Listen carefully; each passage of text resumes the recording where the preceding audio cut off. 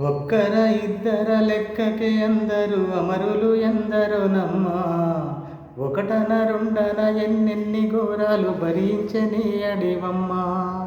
ఒక్కర ఇద్దర లెక్కకే అందరు అమరులు ఎందరో నమ్మా. ఒకటన రెండన ఎన్నెన్ని ఘోరాలు భరించని అడివమ్మా.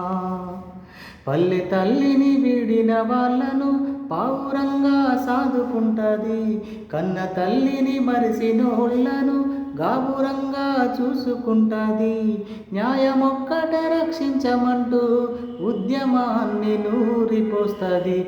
పురిటి నొప్పుల తల్లి కన్నా అడవి తల్లి మనసు గొప్పది. బాధ్యతల్లో తండ్రి కన్నా అడవి తల్లి పాత్ర పెద్దది. అర్ధరాత్రి శత్రువు వస్తే ఎండిన ఆకులాలికిడి చేస్తుంది. పాడు శకునం కంటబడితే పక్షితోనే కబురు పంపుద్ది. పురిటి నొప్పుల తల్లి కన్నా అడవి తల్లి మనసు గొప్పది. బాధ్యతల్లో తండ్రి కన్నా అడవి తల్లి పాత్ర పెద్దది. మానని గాయాల మానల హింసల జతకోత అనుభవించింది. నల్లమల్ల అడవి నుదుటిపై దిద్దిన రక్తాన్ని కళ్ళ చూసింది.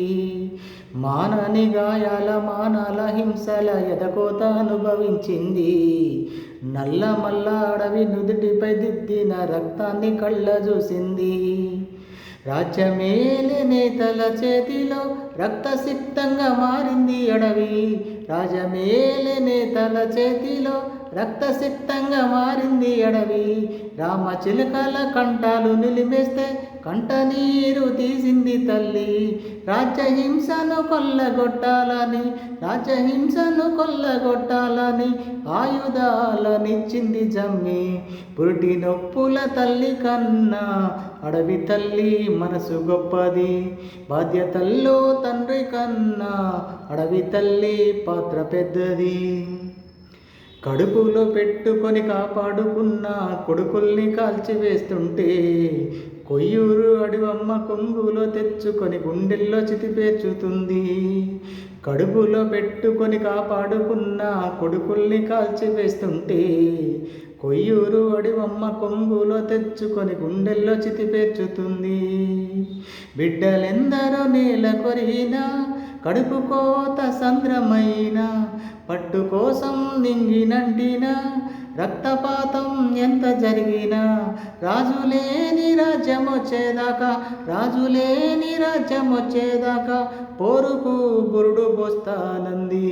పురిటి నొప్పుల తల్లి కన్నా అడవి తల్లి మనసు గొప్పది. బాధ్యతల్లో తండ్రి కన్నా అడవి తల్లి పాత్ర పెద్దది.